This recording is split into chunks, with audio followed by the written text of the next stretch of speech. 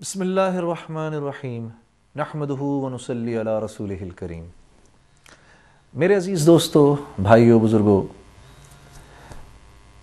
مجھے اس بات کا تھوڑا سا دکھ ہے اور میں بڑے افسوس کے ساتھ یہ بات عرض کرنا چاہتا ہوں کہ مجھے یہ جو ہماری آرگنائزیشن ہے ہیلپنگ ہینڈ یو ایس میں، مجھے یہاں پر 3 پروگرامز کے لیے آنا تھا 7، 8، 9 تاریخ کو، اگست کی 7، 8، 9 اگست کو۔ مارچ کے کہیں بیچ میں میرا یو ایس کا جو ویزا تھا وہ ایکسپائر ہو گیا، تو میں نے اس کے لیے کوئی 1، 1.5 مہینے پہلے سے ہی اپلائی کر لیا تھا، فیبروری سے اپلائی کر لیا تھا۔ تو جب اپلائی کیا تو اپلائی کرتے ہی انہوں نے مجھے فوراً یہ بھی بتا دیا کہ آپ کا ویزا اپروو ہو گیا ہے، تو پہلے کبھی مسئلہ بھی نہیں ہوا اس طرح کا، تو آپ کو 15 دن 20 دن میں مل جائے گا انشاءاللہ۔ وہ فروری کے ہوتے پوچھتے ان سے تو یہ سمجھیے کہ یہ جولائی کا آخر آ گیا اور ہفتہ رہ گیا میرے اس پروگرام کے اندر، اور ذہنی اذیت اور مسلسل ان سے میں ایمبیسی سے، پاکستان میں جو اسلام آباد میں جو ایمبیسی، ان سے پوچھتا رہا، بھائی آپ نے میرے ویزے کا کیا کیا؟ انہوں نے یہ کہا کہ جی ہم مجبور ہیں، ہم نے تو وہاں پر انفارمیشن بھیج دی ہے یو ایس، وہ انفارمیشن آج آ جائے گی، کل آ جائے گی، آپ 1 ہفتے بعد کر لیں، 5 دن بعد کر لیں، 10 دن بعد کر لیں۔ کرتے کرتے بات اگست تک آ گئی۔ مجھے امید ہی نہیں تھی کہ اس میں کوئی مسئلہ ہوگا، لیکن اب کچھ چیزیں ہوتی ہیں انسان کے ہاتھ سے باہر ہوتی ہیں اور اس پہ اس کا کوئی کنٹرول نہیں ہوتا، اور اللہ کی مرضی جو ہے یہ اس میں شامل حال ہوتی ہے۔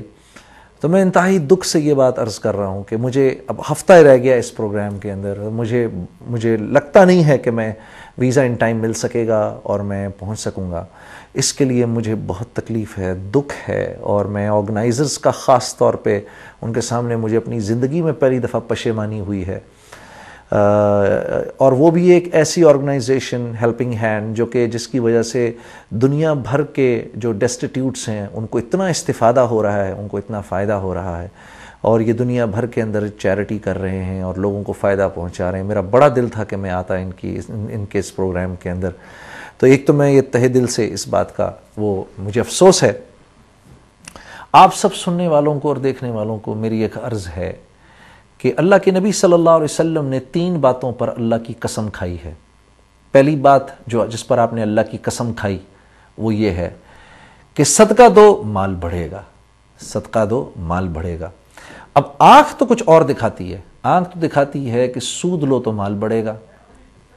$100 کہیں رکھوائے، اس پر $120 مل گئے، $20 کا سود مل گیا، لیکن جو چیز نظر نہیں آئے گی وہ یہ نہیں نظر آئے گی کہ اب اللہ ضرورتیں $140 کی کر دے گا۔ کیوں؟ کیونکہ سود براہ راست اللہ سے جنگ ہے۔ ہاں، اور مسلمان کو کہا گیا ہے کہ آنکھ کے نظر کے مشاہدے پہ نہ جاؤ، حکم پر جاؤ، جو حکم مل رہا ہے تمہیں، ٹھیک ہے؟ نمبر 1۔ نمبر 2، اللہ کے نبی جیسے میں نے عرض کیا، آپ نے قسم کھائی اس بات پر، صدقہ دو مال بڑھے گا۔ اب $100 میں سے $20 تو دے دیے میں نے، اب آنکھ تو دکھا رہی ہے کہ پیسے کم ہو گئے، جیسے آنکھ دکھاتی ہے کہ زمین اور آسمان ایک جگہ پر مل رہے ہیں ہورائزن پہ، وہ مل نہیں رہے ہوتے، یہ آنکھ نظر کا دھوکہ ہوتا ہے۔ اسی طرح یہاں بھی نظر کا دھوکہ ہے کہ $20 کم ہو گئے، پیسہ کم ہو گیا، لیکن پیسہ کم نہیں ہوا، کیونکہ اللہ کے نبی کی قسم ہے صدقے پہ مال نے بڑھنا ہے۔ اللہ کیا کریں گے؟ $80 اپنے پاس رہ گئے، ضرورتیں $60 کی کر دیں گے۔ تو ایک تو یہ کہ اللہ کے نبی کا پہلا ارشاد کہ صدقہ دو مال بڑھے گا۔ دوسرا ارشاد آپ کا، تم پر کوئی حال آئے، کسی قسم کی سختی آئے، کوئی تمہیں کچھ برا بھلا کہے، تمہارا کوئی نقصان ہو جائے، اس پر فوراً تمہاری نظر میری طرف جائے، نہ کچھ کڑوی کسیلی بات کرنے والے کو جواب دینا، غصہ بھی پی جانا، یہ ایک گھونٹ اللہ کو بہت پسند ہے غصے کے پی جانے کا، معاف کرنا لوگوں کو۔ ہاں، تم صبر کر جانا تو میں تمہارے اجر کو بھی بڑھا دوں گا، اور اس پر دنیا میں بھی تمہیں وہ عطا کروں گا کہ دیکھنے والے ایسے انگلی زبان میں دانتوں میں ڈالیں کہ یہ دیکھو اس کو صبر کرنے پر کیا مل گیا، ٹھیک ہے؟ صبر پہ اجر کا وعدہ ہے، یہ دوسری چیز۔ تیسری چیز یہ کہ اللہ کے نبی نے فرمایا جو مخلوق سے مانگنے کے دروازے کو کھولے گا یہ دروازہ کبھی بند نہیں ہوگا۔ تو ان 3 چیزوں کا خیال رکھنا، جس میں سب سے پہلے صدقہ ہے۔ میں آپ کے اس پروگرام میں تو نہیں آ سکوں گا، لیکن میں اپنے بہنوں اور بھائیوں سے میری یہ گزارش ہے کہ دیکھو اس پروگرام کو کامیاب بنانا، کچھ تو یہ بھی کہ دیکھو کچھ تو یہ بھی کہ میری عزت کا بھی سوال ہے۔ اگر آپ مجھ سے محبت کرتے ہیں اور کسی نہ کسی پوائنٹ پر آپ نے مجھے کبھی میرے کسی عمل پر دعا دی ہے یا کبھی کسی کوئی میری بات آپ کو کبھی اچھی لگی ہو، تو میں آپ کو اس بول کا واسطہ دیتا ہوں کہ ان پروگراموں میں جا کر ان کو کامیاب کرنا۔ کیوں؟ کیونکہ یہ لوگوں کے مددگار لوگ ہیں، اور ان کا پیسہ جو ہے اس سے ہزاروں لاکھوں کا فائدہ ہوتا ہے۔ آپ کے $1 کی جو قیمت ہے وہ اس وقت آپ کو نہیں پتا، جو پیسے آپ دیں گے آپ دے کے بھول بھی جائیں گے، اللہ کو یاد رہے گا، اللہ رب اور سنسیریٹی سے اگر دیں گے، اللہ کو راضی کرنے کے لیے دیں گے، تو قیامت میں اللہ اتنا بڑھا چڑھا کر دے گا کہ آپ سوچ بھی نہیں سکتے۔ اور اس سے بڑھ کے یہ کہ 1 پر 10 کا وعدہ ہے، $100 گئے، $1000 آنے ہیں آپ کے پاس، انشاءاللہ واپس ہو کے آئیں گے۔ اللہ اپنا قرض کسی پہ نہیں رکھتا۔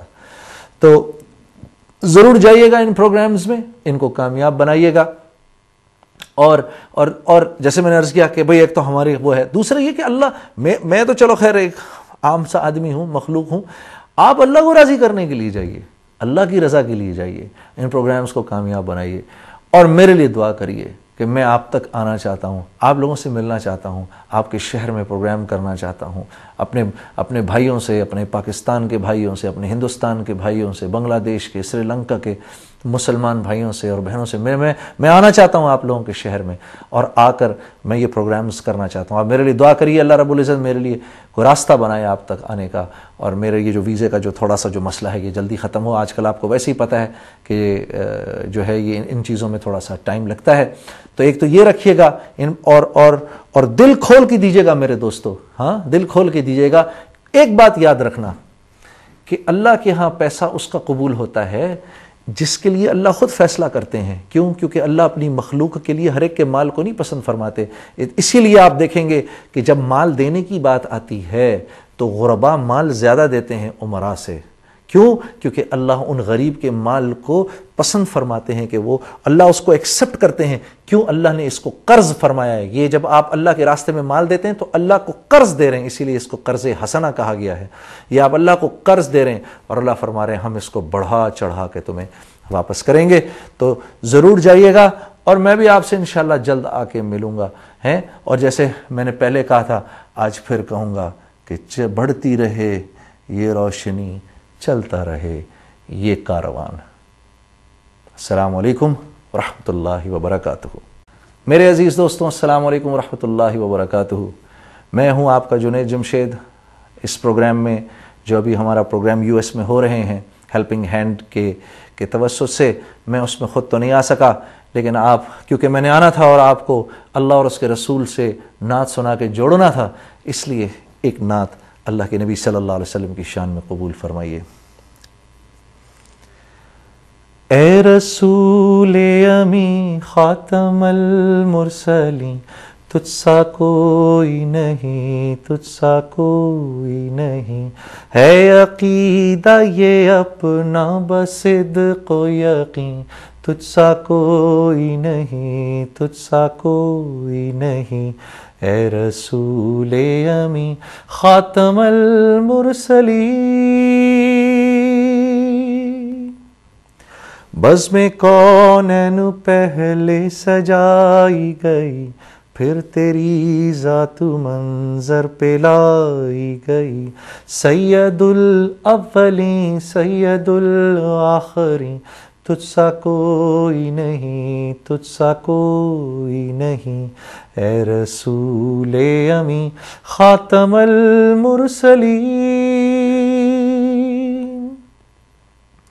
مصطفیٰ مجتبیٰ تیری مدح و ثنا میرے بس میں نہیں، دسترس میں نہیں، دل کو ہمت نہیں، لب کو یارا نہیں، تجھ سا کوئی نہیں، تجھ سا کوئی نہیں، اے رسول امی خاتم المرسلین۔